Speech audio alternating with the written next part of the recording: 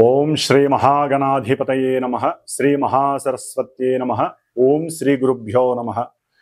ओम गुरु ब्रह्मा गुरुर्विष्णुः गुरुर्देवो महेश्वरः गुरु साक्षात् परब्रह्म तस्मै श्री गुरवे नमः। श्री गुरुस्वरूपिण्यै श्री महाकाली महालक्ष्मी महासरस्वती स्वरूपिणी दुर्गांबिकायै नमो नमः। ओम हयग्रीवाय नमः। ओम श्री मेधादक्षिणामूर्तये नमः। श्री गुरुदत्तात्रेयाय नमः। गुरवे सर्वलोकानां भिषजे भवरोगिणां निधये सर्वविद्यानां श्री दक्षिणामूर्तये नमो नमः।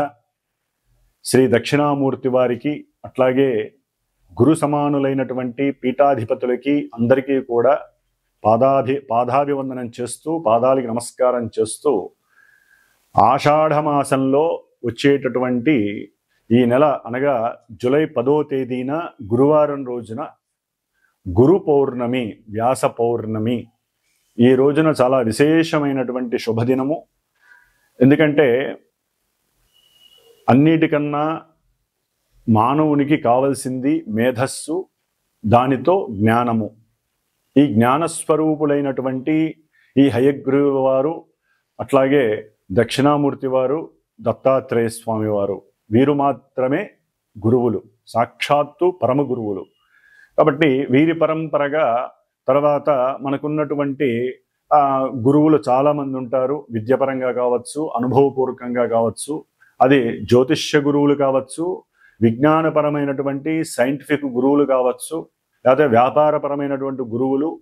మనకి జ్ఞానాన్ని అంటే చదువు రూపకంగా జ్ఞానాన్ని ఇచ్చేటటువంటి ఎటువంటి గురువునైనా సరే చక్కగా ఈ యొక్క గురు పౌర్ణమి రోజున ఆరాధించగలిగితే చాలా విశేషమైనటువంటి పుణ్యము కలుగుతుంది, అఖండమైనటువంటి జ్ఞాన సిద్ధి కలుగుతుందని చెప్పి శాస్త్రవచనం. కాబట్టి అందరూ కూడా ఈ ఆషాఢ మాసంలో వచ్చేటటువంటి జూలై 10వ తేదీన గురు పౌర్ణమి రోజున మీ మనసుకి నచ్చినటువంటి గురువులకి పాదాభివందనం చేసుకొని వారికి కాస్త వస్త్రదానం చేయవచ్చు, లేదా ఫలదానమైనా చేయవచ్చు. అన్నిటికన్నా అందరికీ ముఖ్యము తండ్రి.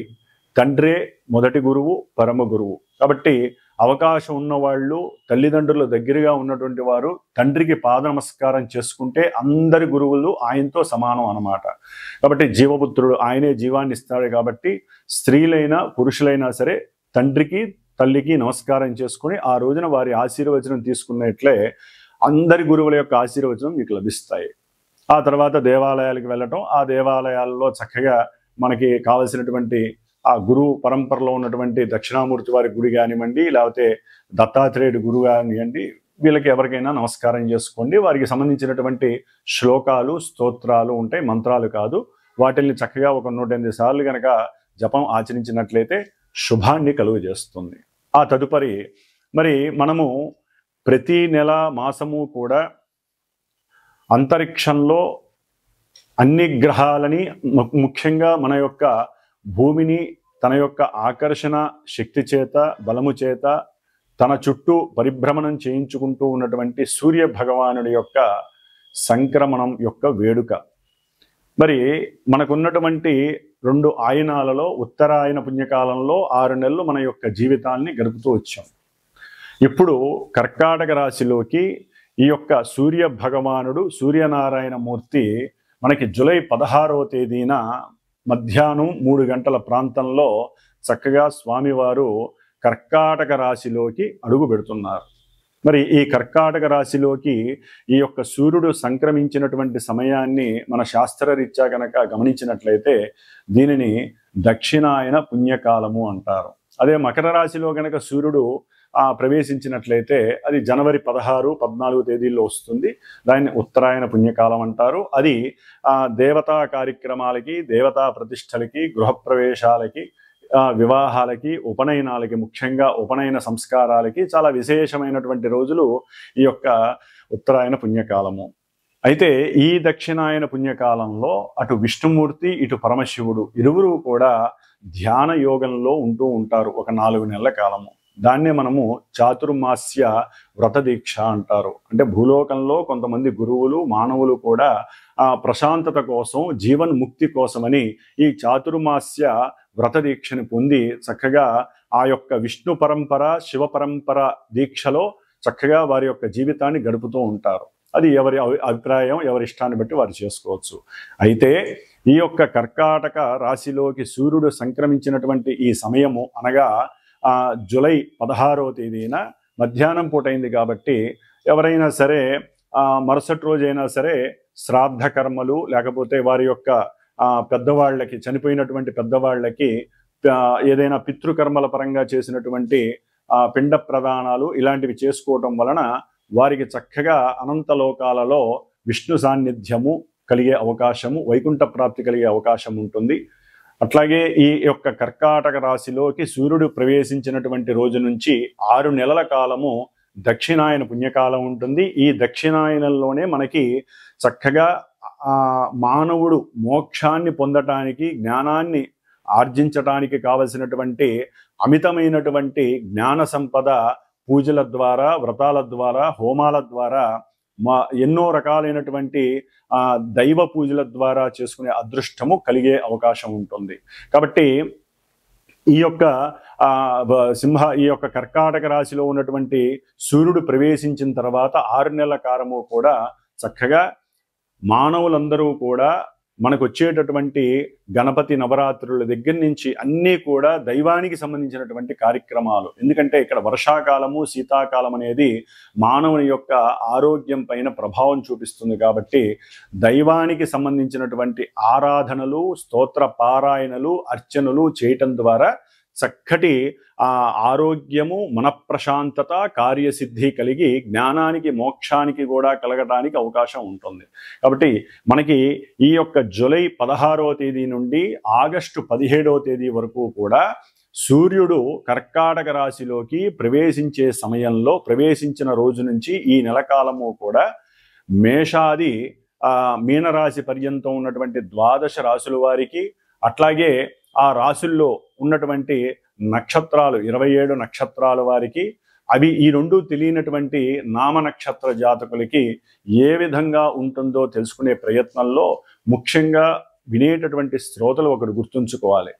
ఏదైనా సరే ప్రస్తుత కాలంలో గోచారంలో గ్రహాలు ఆకాశంలో ఈ రాశుల్లో, ఈ నక్షత్రాలలో సంచరించే సమయంలో ప్రపంచంతో పాటుగా, అంతరిక్షంతో పాటుగా మానవుల మీద కూడా ఆ ప్రభావాన్ని చూపిస్తుందని మాత్రమే అర్థం చేసుకోండి.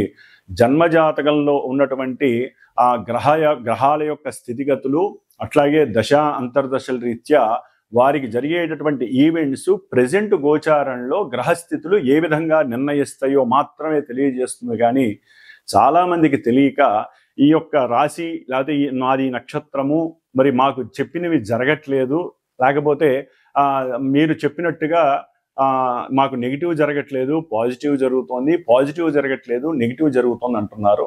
ఇది ఎక్కడా కూడా వారికి సంబంధం ఉండదు. జస్ట్ ఆ యొక్క కిరణాలు వారి మీద పడి కొంతవరకు ప్రభావాన్ని చూపిస్తాయే తప్ప ప్రత్యేకించి మొత్తము కూడా మేము చెప్పిన విధంగానే జరుగుతుంది అని ఎక్కడా కూడా శాస్త్ర నిర్ణయం లేదు. గోచార ఫలితాలు అంటే జస్ట్ మనం జాగ్రత్త పడటానికి, ఈ నెలలో ఈ గ్రహాలు ఇక్కడ ఉన్నాయి కాబట్టి పాపగ్రహాలు ఈ విధంగా పాపస్థానాలలో ఉంటే మనం దానాలు, ధర్మాదులు, జపాలు, లేకపోతే అవతల వాళ్ళకి ఏదైనా దాన ధర్మాదుల రూపంలో లేకపోతే స్తోత్రాలు, శ్లోకాలు, పూజలు చేయించుకోవడం ద్వారా కొంత ఉపశమనం మాత్రమే లభిస్తుంది. ఇది గుర్తుంచుకొని ఈ యొక్క రాశి ఫలితాలను విని ధైర్యాన్ని తెచ్చుకొని ఏ విధంగా ఉండాలో ఆలోచించే మార్గమే ఈ యొక్క గోచార ఫలితాలు మాత్రమే. కాబట్టి మరి ఇక మేషరాశి నుంచి మీనరాశి వరకు ఏ విధంగా ఈ యొక్క కర్కాటక రాశిలో ఉన్నటువంటి సూర్య భగవానుడు, అట్లాగే కుజుడు మనకి మారుతున్నాడు. దాదాపుగా ఒక 45 రోజులు బట్టి కుజ భగవానుడు మరి ఈ రేపు జూలై 28వ తేదీ వరకు కూడా సింహరాశిలో ఉండి 28వ తేదీ నుండి కన్యా రాశిలోకి మారుతున్నాడు ఈ కుజ భగవానుడు. అట్లాగే మనకి బుధుడు, ఈ యొక్క బుధుడు మనకి జూలై 18వ తేదీన ఉన్నటువంటి ఆశ్లేష నక్షత్రంలో ఉండి కర్కాటక రాశిలో వక్రత్వం చెందుతున్నాడు దాదాపుగా ఆగస్టు 11వ తేదీ వరకు కూడా. కాబట్టి ఆయన ఇచ్చే ఫలితాల్లో కొంత తారతమ్యం కలిగే అవకాశం ఉంటుంది. అట్లాగే ముఖ్యంగా మనకి ఉన్నటువంటి మాస ఫలితాల్లో శుక్రుడు కూడా, ఈ శుక్రుడు చక్కగా ప్రస్తుతానికి తన యొక్క స్వక్షేత్రమైనటువంటి వృషభ రాశిలో ఉంటూ ఎంతో ఆనందాన్ని పంచుతున్నాడు.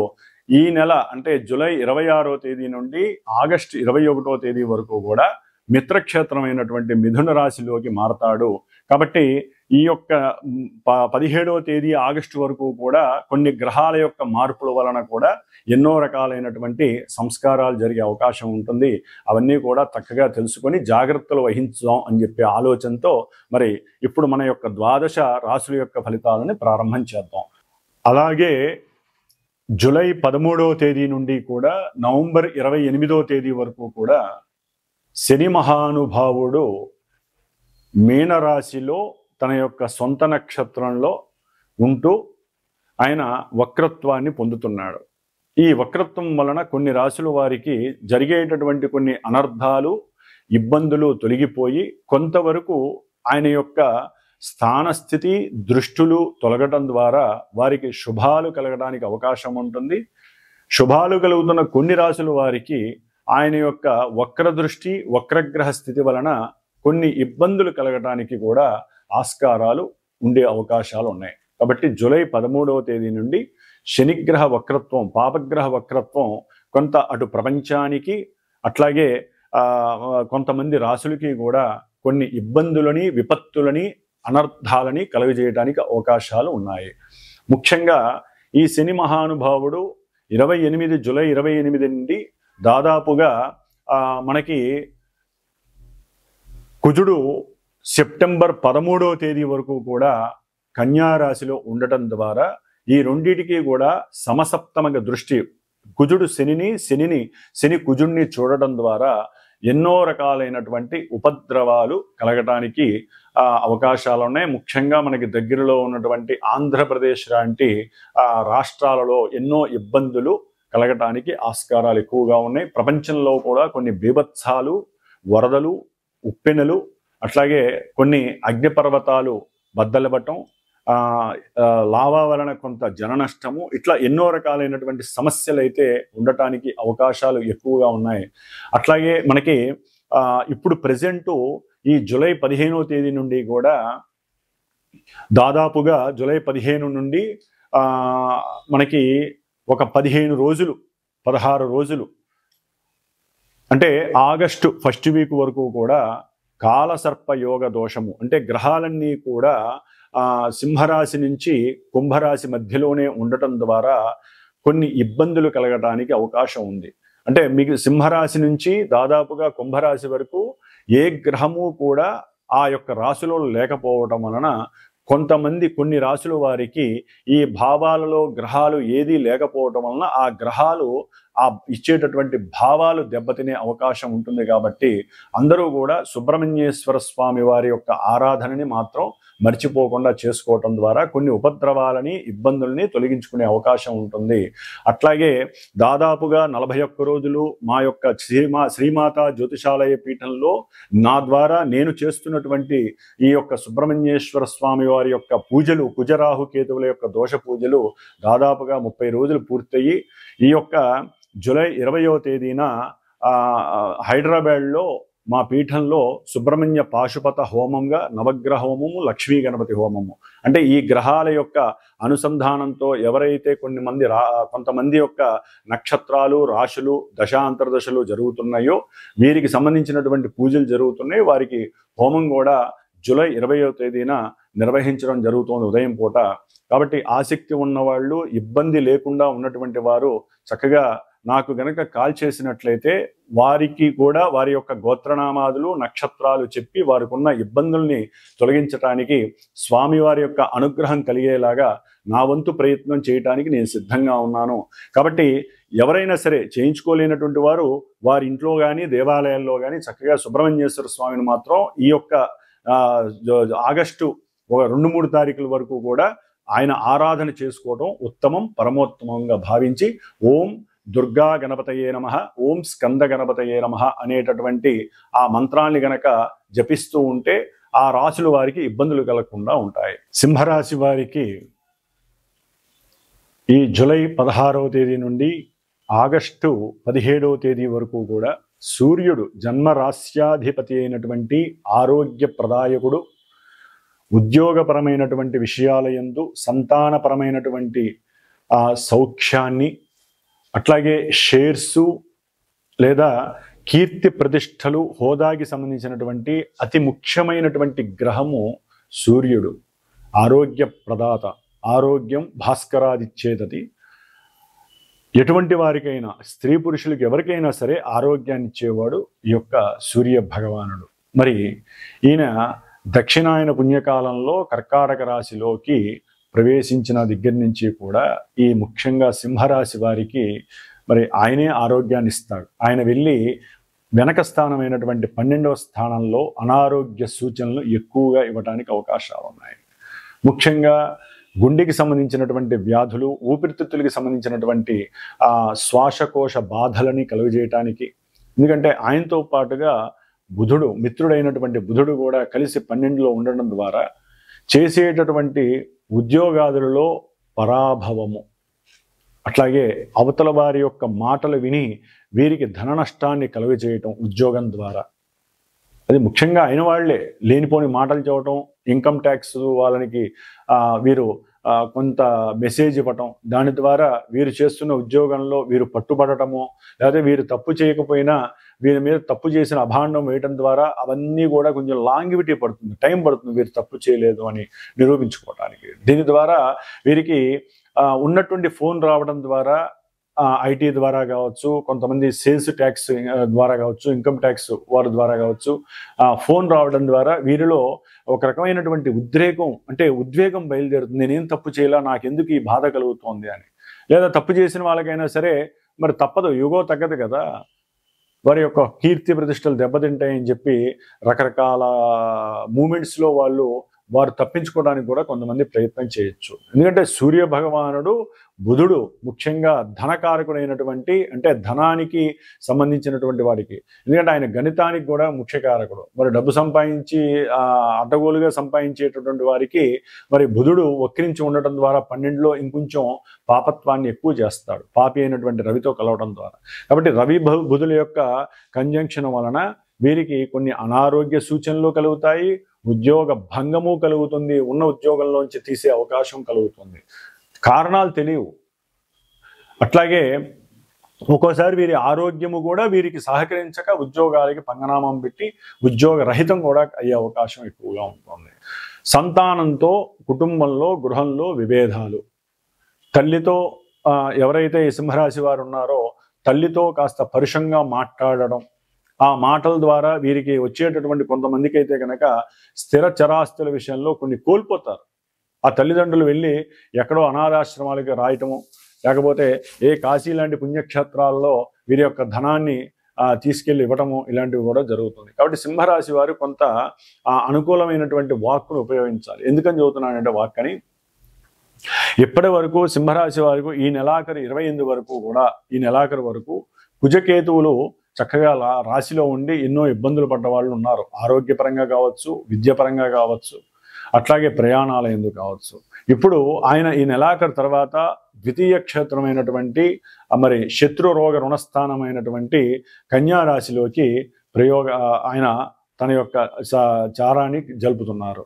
మరి 2వ స్థానంలో ఉండడం ద్వారా పరుషవాక్కులు ఎక్కువగా ఉంటాయి. అంటే అయిన వాళ్ళు కావచ్చు, బంధువులతో, ముఖ్యంగా బంధువులతో సై అంటే సై అంటారు. అది ముఖ్యంగా స్థిర చిరాస్తుల విషయంలో కావచ్చు, తండ్రి గారి యొక్క నాదని, ఆస్తి నాదని, ఇట్లా అన్నదమ్ముల మధ్య సఖ్యత ఉండదు, ఒకరికొకరు పోట్లాడుకుంటారు, శత్రుత్వం ప్రబలుతుంది.